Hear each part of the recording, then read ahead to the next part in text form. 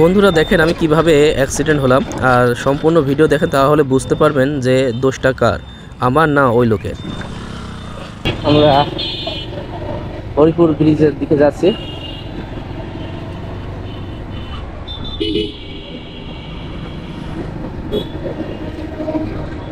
আমরা ব্রিজের পার উঠলাম, তো দেখতে পাচ্ছেন এখন প্রচুর পরিমাণ জ্যাম রয়েছে। অনেক লোক হয় এই ব্রিজের উপরে।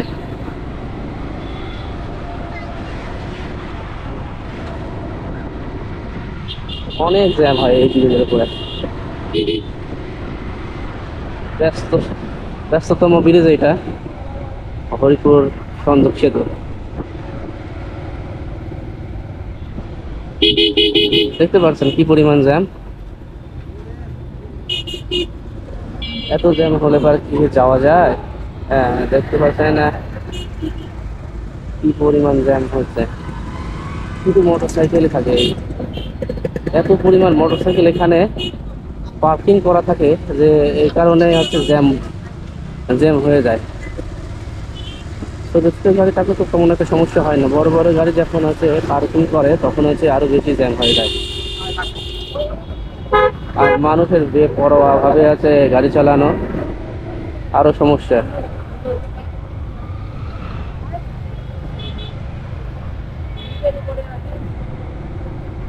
আমরা এখন রয়েছি কুষ্টিয়া হরিপুর সংযোগ সেতু ব্রিজের উপর। তো আমরা হরিপুরের দিকে যাচ্ছি।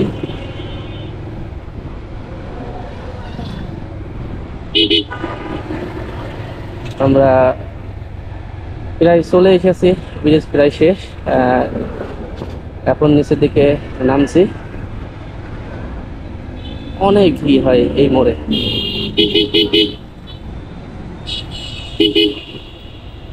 দেখতে পাচ্ছেন কি পরিমাণ আছে অটো এবং মোটর সাইকেল, যা যাওয়া একেবারে কষ্টকর হয়ে যায়। এই মোড় ঘোরা তো একেবারেই কষ্টকর হয়ে যায়।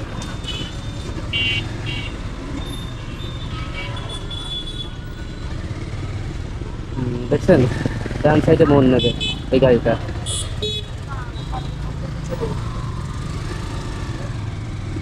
আমরা জ্যাম পেরিয়ে চলে আসলাম।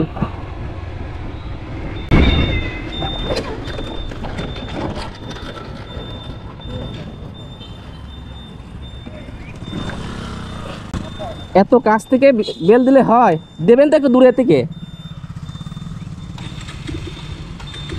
একটু দেবেন, একটু দূরে থেকে দেবেন। আপনি এত কাছ থেকে দিলে এবার হয়? দিলেন তো এখান থেকে, দিছে তো ওই দিতে হবে একটু দূরে থেকে, তাহলে আমি বুঝবো যে আপনি যাচ্ছেন ডানে। আমি তো আপনার পিছে, এটা তো খেয়াল করা লাগবে। সাথে সাথে বোর্ড হলে তো আমি পড়ে যাবো, সেটাই হলো। আমি কাছে ছিলাম আপনার।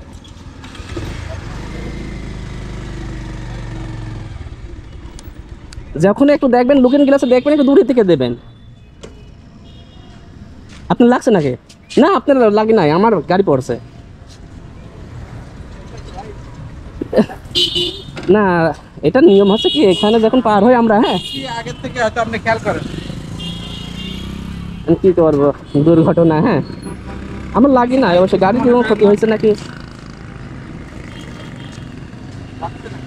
না, তেমন তেমন কিছু হয় নাই, শুধু পড়ে গেছে। ঠিক আছে ভাই, তো আচ্ছা আসেন, আপনি কি এখানে? আমি এখানে। আচ্ছা আচ্ছা আসি।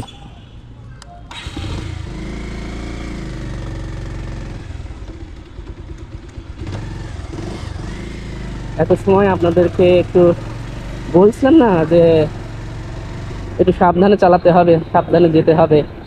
বলতে বলতে কিন্তু আমি আছে ব্রিজের মাথা থেকে হরিপুরের দিকে ব্রিজের নিচে পড়ে গেছি, বা ওই লোকের সঙ্গে বেঁধে গেছি। ওই লোকটা শুধু হচ্ছে সিগন্যাল দিয়েছে, হ্যাঁ ঠিক আছে, উনি সিগন্যাল দিয়েছে, দেওয়ার কারণে কিন্তু হচ্ছে শুধু ঘুরে গেছে। আমি তো ওনার পাশে ছিলাম, উনি তো এটা খেয়াল করবে যে আমি তো মোটরসাইকেলের পাশেই ছিলাম, এই কারণে হয়তো আরো বেঁধে গেছে। হ্যাঁ তো যাই হোক, আমার কোনো ক্ষতি হয়নি, আমার গাড়িরও কোনো ক্ষতি হয়নি। তো এখন আমি হচ্ছে ঠিকঠাক আছে, আমার কোনো লাগি নাই। এখন দেখতে হবে গাড়ির কোনো জায়গায় কি ক্ষতি হলো নাকি। তো চলুন আমরা বাসায় যে দেখবো যে গাড়ির কোনো ক্ষতি হয়েছে কিনা, বা এক জায়গায় থামবো, থেমে আমি দেখবো যে কোথাও ক্ষতি হয়েছে নাকি।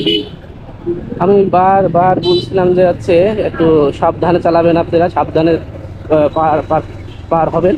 তো বলতে বলতে দেখেন না কি একটা ঘটনা ঘটে গেল যে আমার গাড়ি পড়ে গেল, আমি উল্টা গেছি। যাই হোক, হচ্ছে কোনো দুর্ঘটনা হয়নি, মারাত্মক কিছু হয়নি। এটাই আল্লাহর কাছে শুক্রিয়া যে গাড়িটা শুধু পড়ে গেছে। তো আমরা এখন গাড়িটা কোনো ক্ষতি হলো নাকি এটা দেখবো। তো দেখার জন্য তো এক জায়গায় থামতে হবে। আমি এখানে একটু থেমে দেখি যে আমার গাড়ির কোনো ক্ষতি হয়েছে নাকি। আমি কিন্তু এখন দুয়ালদার মোড়ে রয়েছি, তো দেখি কোনো ক্ষতি হয়েছে নাকি। তেমন একটা কিছু হয়নি, শুধু গাড়িটা পড়ে গেছে। বলতে বলতেই দুর্ঘটনা। তো আল্লাহর রহমতে আমার কিছুই হয় নাই, গাড়িটারও কিছু হয় নাই। তো এটা লাখ লাখ শুক্রিয়া। শুধু এখানে একটু দাগ হয়েছে, যাই হোক কিছু হয়ে ওটা সমস্যা নেই। তো আল্লাহ বাঁচাইছে যে বড় দুর্ঘটনা হয়নি, শুধু পড়ে গেছে। তো যাই হোক আমরা যাই। তো ভিডিওটি আজকে এই পর্যন্তই। যদি ভুল হয়ে থাকে তাহলে আমাকে সবাই একটু ক্ষমা দৃষ্টিতে দেখবেন, আর দোয়া করবেন যেন আমি ভালোভাবে চলতে পারি। তো আল্লাহ হাফেজ, সবাই ভালো থাকবেন, সুস্থ থাকবেন। আল্লাহ হাফেজ।